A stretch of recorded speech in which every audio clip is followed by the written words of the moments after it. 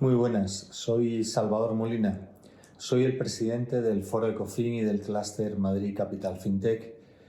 y desde hace más de 20 años, a través del Foro Ecofin, aglutinamos a un grupo de empresarios y directivos que tienen un sueño, el sueño de una península ibérica unida dentro de una misma bandera, dentro de una misma misión y visión y propósito, que de alguna manera se vio truncada por la historia en distintas decisiones que tomaron nuestros gobernantes hace ya algunos siglos, pero que ese sueño latente podría volver a sellarse, a restañar las heridas, si realmente hubiera una voluntad común y una voluntad por parte de todos los que componemos distintos territorios dentro de la península ibérica. No sé si es un sueño realista, pero parte, según mi opinión, de un error histórico y de un acierto histórico. Y me gustaría, antes de seguir hablando, de acordarnos de aquellos dos momentos, ¿no? De aquellos dos encrucijadas que yo creo que en un momento determinado fue un acierto la primera y un error la segunda. El acierto es cuando aquel emprendedor, y en Foro Ecofin sabemos lo que es liderazgo y gestión de crisis, pues aquel emprendedor llamado Cristóbal Colón se acercó en 1486 a la Universidad de Alcalá de Henares, apadrinado por uno de los Mendoza, uno de los grandes familias de la época, y se acercó a Isabel la Católica, quien le mandó a ver a su grupo de asesores, a su grupo de expertos, a su comité de toma de decisión para proyectos de Venture Capital. Y ese grupo de expertos examinó el proyecto de Cristóbal Colón. Y ese proyecto pues era atractivo, pero parecía que venía salpimentado de bastantes errores técnicos. Evidentemente la Tierra era redonda, ¿quién lo ponía en discusión a esas alturas? Pero el tamaño del diámetro de la Tierra parecía no muy acertado en los cálculos del navegante italiano. Cristóbal Colón soñaba con una Tierra un poco menos grande y que permitiera en pocas semanas de navegación alcanzar las Indias y traer desde allí pues una ruta de materias preciosas como las especies, como el oro, como la plata, y de alguna manera enriquecer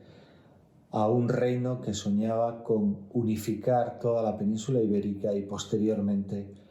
lanzarse hacia nuevos retos. Estos errores de cálculo le costaron a don Cristóbal Colón en torno a 6 años de volver a la casilla de salida del emprendimiento y de la innovación, volver a rehacer sus cálculos, volver a realizar su proyecto y también, sobre todo, volver a redactar su elevator pitch, su mensaje. Así que esperó pacientemente esos 6 años rehaciendo su mensaje y se acercó finalmente en 1492 a donde estaba el cuartel general de un ejército que estaba a punto de tomar la ciudad de Granada, el reino de Granada, y con ello acabar la unificación de la península ibérica bajo un mando de reinos cristianos. Ese momento de pisar el búnker de Isabel la Católica en ese campamento de Santa Fe, pues pilló a Cristóbal Colón con un nuevo mensaje. Un mensaje en el que lo importante no era la tecnología, no eran los cálculos científicos, sino que lo importante era un mensaje que llevamos todos los emprendedores cuando vamos a visitar a un Business Angels o a un Venture Capital. Un mensaje de negocio, de oportunidad. Y ese mensaje era convertir a ese nuevo reino de Castilla en el principal vínculo de atracción comercial de todo lo que se podía generar y atraer como producto de valor a la Europa de entonces, a ese Mare Nostrum y a esa Europa del centro y norte, que anhelaba especies, que anhelaba oro, que anhelaba plata, que anhelaba determinados productos que se suponía que eran más fáciles de recolectar y de traer mediante un nuevo camino, un nuevo canal comercial que abriera las Indias no desde Oriente sino desde Occidente. Ese proyecto de enriquecimiento personal era, en el caso de Isabel la Católica, además, una empresa de fe. Era poder convencer a la reina en que llevar a los misioneros y a los evangelizadores cristianos al otro extremo del mundo podía suponer lo que luego soñaron otros santos españoles como San Ignacio de Loyola o como San Francisco Javier, de evangelizar las Indias, de evangelizar Oriente, la China, el Japón, etc. Cuando la empresa en España ya se había concluido o estaba a punto de concluirse por parte de los reyes católicos, todo el territorio quedaba en la fe cristiana, se expulsaban a moros y judíos que no se quisieran quedar en el territorio ibérico bajo la fe de Cristo. Esa empresa de fe fue quizás el último clic que convenció a Isabel la Católica para que la empresa no solamente de comercio y de riquezas para el nuevo reino de España, sino ese proyecto, esa empresa de fe, pues pudiera prosperar más allá de los límites de la península ibérica, una vez que tras la toma de Granada todos los reinos ubicados dentro de la península ibérica se convertían a la fe o eran expulsados judíos y moros a otros territorios del norte de África. Así, Isabel la Católica en 1492 se convirtió en el primer business angels, el primer inversor en un proyecto que suponía un reto para los emprendedores. Como buen business angels, gestor de su family office, cogió sus tesoros, cogió sus riquezas a través de las alhajas de las joyas que poseía de manera personal, fue a mercadearlas seguramente con algún judío que le ofreció un dinero a cambio de empeñar sus joyas, y con ese dinero pues se financió la gesta de las 3 naves que salieron de Palos de Moguer rumbo a las Américas y que de alguna manera iniciaron esa relación de emprendimiento en un continente que se encontró a medio camino, que era el continente americano, un continente ignoto, y que sirvió para evangelizar aquellas tierras, para cultivar aquellas tierras, para transmitir la fe cristiana a aquellos habitantes y desde luego para desarrollarlos en todos los sentidos, también en el cultural, no solo el espiritual, creando las primeras universidades de América, creando las primeras catedrales, los primeros edificios civiles, los primeros fortines y fortalezas militares. En cualquier caso, a través del camino español, desarrollar de norte a sur todo el territorio americano. Esa gesta es lo que semilló el que haya cerca de 1.000 millones de habitantes en todo el mundo que hablan una misma lengua, la española y la portuguesa, que hablan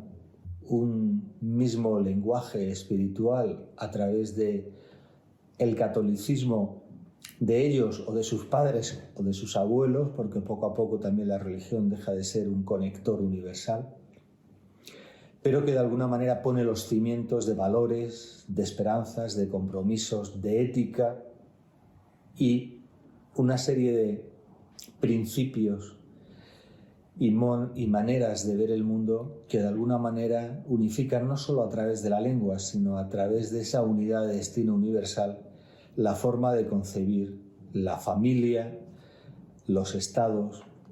y las orientaciones hacia valores sociales y éticos que de alguna manera aglutinan todos los países del continente americano, aglutinan España y Portugal y aglutinan otros territorios dispersos por el mundo, en África, en Asia y en Oceanía. Bueno, todo ese sueño que tuvo la reina Isabel la Católica de alguna manera quedó frustrado con esa otra anécdota histórica que corresponde a unas pocas décadas después, a 1561, cuando el sucesor de los reyes católicos, Carlos V, se retiró al monasterio de Yuste y de alguna manera dejó como legado a Felipe II el mayor imperio que vieron los siglos. El imperio aquel del que se decía que no se ocultaba el sol, porque según se ocultaba por un extremo de ese imperio, emergía desde otro lugar. El oráculo de Carlos V, la recomendación que le hizo a Felipe II al retirarse al monasterio de Yuste en 1561, hay algunos hagiógrafos que lo recuerdan como la sentencia de los tres destinos o el oráculo del emperador, ¿no? Ese oráculo venía a condensar un mensaje de legado, de herencia que dejaba en vida a su hijo Felipe II. Le recomendaba elegir una ciudad desde la que poder gobernar todo el imperio y le sugería 3 ciudades, ¿no? Toledo, para poder conservar todo lo que se había hecho desde los reyes godos a la Reconquista y a toda la unificación del territorio ibérico bajo una misma corona. Si se quería ser un poco más agresivo en esos 3 escenarios que cualquier innovador hace en su plan de negocios, en su business plan, ¿no? Pues si quieres ser conservador, elige Toledo. Pero si quieres aumentar en ese escenario idealizado de crecimiento, elige Lisboa, el puerto que marca el centro del Atlántico, que marca el centro de la expansión hacia el continente americano y hacia la expansión hacia otros territorios más allá de Europa. Y en tercer lugar, pues la otra opción, que fue la elegida, Madrid. Y Madrid no era la elección conservadora, que era Toledo, ni la elección de crecimiento, que era Lisboa, sino Madrid era la peor de las elecciones. Madrid era para perder, para amarrar,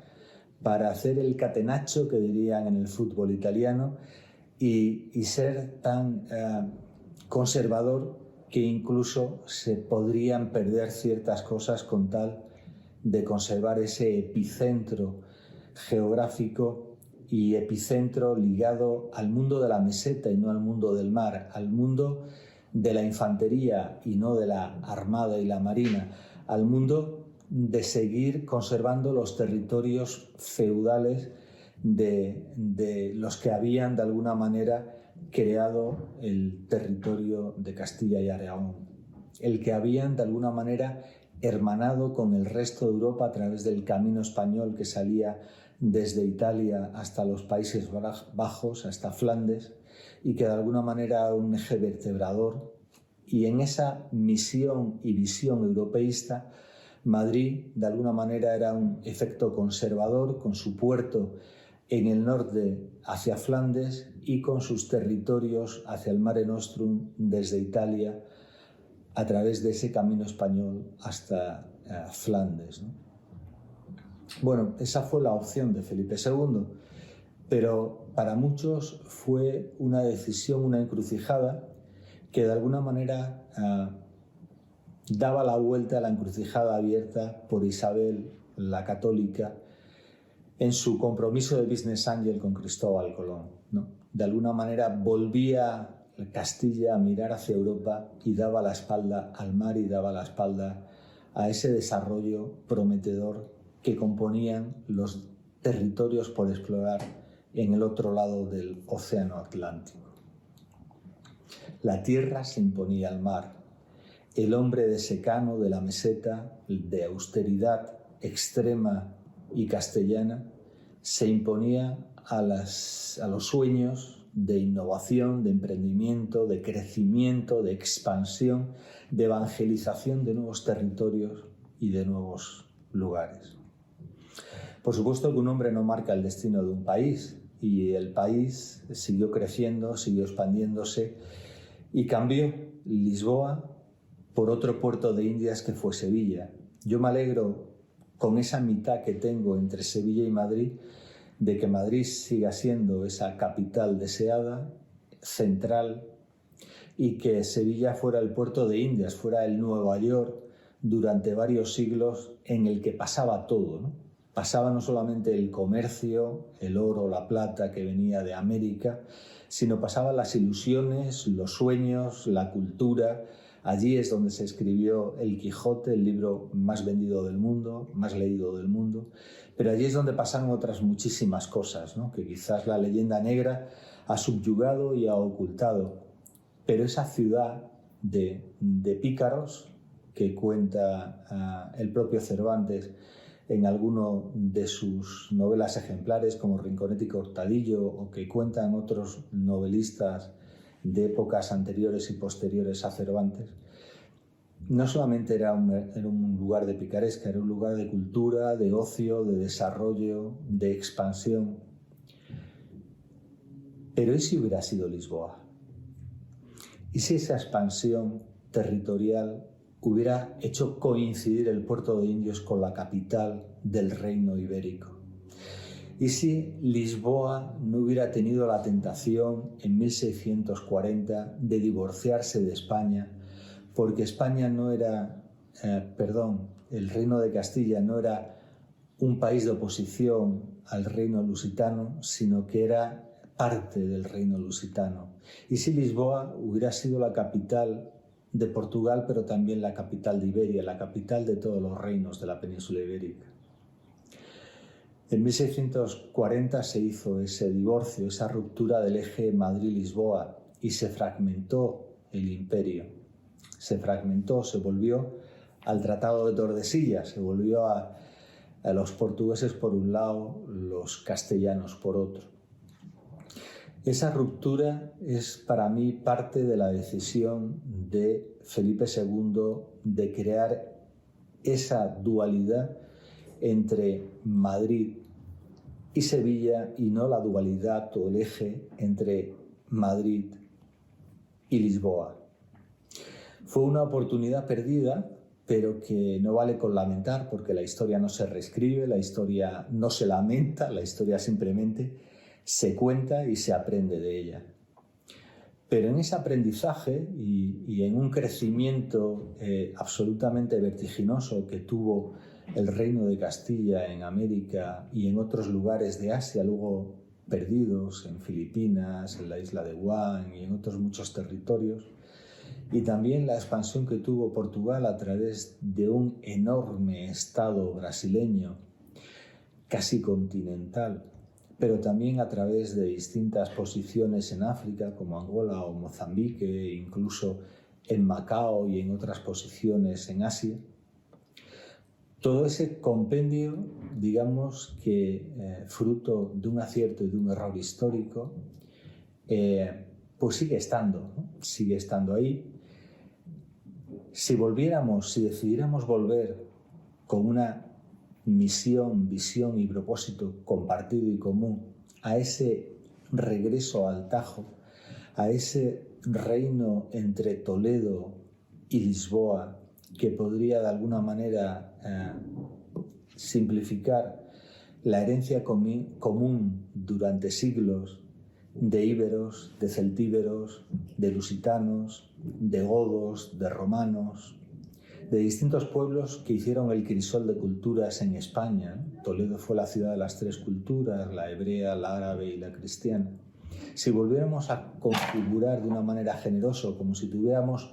una varita mágica y la pudiéramos aplicar, no a retornar al pasado, sino a retornar a un futuro esperanzador, con un compromiso y con una toma de decisión compartida que tuviera ese eje vertebrador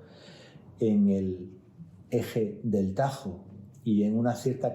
capitalidad que podría ser compartida, no sería el primer Estado del mundo que tiene una doble capital o que de alguna manera tiene una cesión de capital política en un lado y una capital económica en otra. Si existiera esa oportunidad de volver con la varita mágica de saúco que tengo en mis manos a decir, construyamos una nueva realidad. ¿Por qué no volver al pasado? Porque volver al pasado primero no se puede, ¿vale? No tenemos ese coche mágico que nos traslada al pasado, pero además que no se quiere. Somos distintos, somos diferentes, pero tenemos raíces, genes comunes. Y hay que mirar en lo que nos une, no en lo que nos separa. Y mirando en lo que nos unen muchas cosas. Pero además hemos tenido un aprendizaje. Y ese aprendizaje positivo ha sido la construcción de una Unión Europea, en primer lugar. Por lo tanto, el llegar a un cierto consenso en lo económico y en lo legislativo, en lo regulatorio, en dotarnos de ciertas herramientas comunes. Y por tanto, con ese aprendizaje común que hemos tenido portugueses y españoles, españoles y portugueses, pues podemos de alguna manera volcar ese expertise, esa capacidad de desarrollo de un proyecto común hacia el eje atlántico, hacia los países que componen el mundo portugués o de habla portuguesa y el mundo hispano o de habla española. Conformar y configurar primero un núcleo de comunión de intereses, igual que lo puede ser el Benelux dentro de Europa, o lo pueden ser los países del norte, los países nórdicos dentro de Europa, pues crear también nuestro propio territorio. Lo tienen los ingleses con su Commonwealth, creemos nuestra Commonwealth entre portugueses y españoles, una zona común en el que se desarrollen ciertas reglas comunes que ya las tenemos porque nos las hemos impuesto por Europa. Por eso la mitad del camino ya está hecho. Por eso la mitad del camino es fácil de recorrer, porque ya la hemos recorrido, ya existe, ya está. Es crear simplemente una unión más profunda dentro de la Unión Europea entre España y Portugal para que puedan ser no un territorio de secesiones como se han planteado en algunos momentos con esa Europa de las regiones en las cuales podrían imponerse la Europa de las regiones sobre la Europa de los países o la Europa unida y única de vocación azul con estrellitas blancas y un destino común. Pues si somos capaces de revertir ese camino en un destino común gracias al aprendizaje y gracias a los deberes que ya hemos recorrido durante estas últimas décadas dentro de la Unión Europea, podríamos proyectar esos aprendizajes y esas ventajas legislativas, económicas, comerciales, de comunicación y de desarrollo común en una Iberia en la cual hubiera una doble capitalidad, en la cual hubiera un compartir lenguas para que fuéramos, como otros países de Europa lo son, bilingües o trilingües o cuatrilingües. Recordemos que Suiza maneja de manera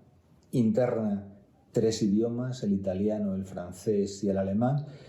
y el inglés por adopción, y por tanto son comunidades políglotas igual que lo es Holanda o igual que lo es Bélgica. Bueno, queremos una unión ibérica políglota que comparta valores, que comparta regulaciones, que comparta legislaciones, que comparta ejércitos, que comparta economía, que comparta instituciones y que de alguna manera proyecte ese mensaje de manos abiertas hacia toda la comunidad iberoamericana. Y esto es otro aprendizaje que ya hemos hecho también en los últimos años. Recordemos que cuando cayó el muro de Berlín se creó un instrumento que era el Banco de Desarrollo para los países del Este y creamos una serie de lazos económicos con los países del Este para ir de alguna manera arropando a aquellos países que según una serie de condicionantes de país democrático, de país que lucha contra determinados vicios del pasado y que se quiere incorporar a unas reglas de libre economía. Ha habido un banco que ha ayudado con dinero público a desarrollar esos países, a desarrollar esas economías y a incorporar países que hoy dentro de la Unión Europea son tan significativos o tan importantes como puedan ser Polonia o Rumanía. Esa generosidad a la hora de lanzar la mano extendida hacia esos países de la Unión Europea es el segundo aprendizaje que hemos tenido en España y en Portugal. Por lo tanto, somos capaces de crear, igual que la Unión Europea, una zona económica común y una zona regulatoria, jurídica y de libre intercambio de mercancías y de personas, pues somos capaces de expandirla con esas enseñanzas que hemos tenido no solo hacia el este, en la Europa del Este, sino hacia el oeste, hacia los países de Hispanoamérica, de Iberoamérica o de Latinoamérica. Ahí las ideologías marcan distintas segmentaciones y le dan distintas significación a estos tres términos, ¿no? Latinoamérica, Iberoamérica o Hispanoamérica. Da igual los territorios y las palabras no nos tienen que separar, las palabras nos tienen que unir. Yo escribí varios libros que tienen que ver con liderazgo y hay uno que es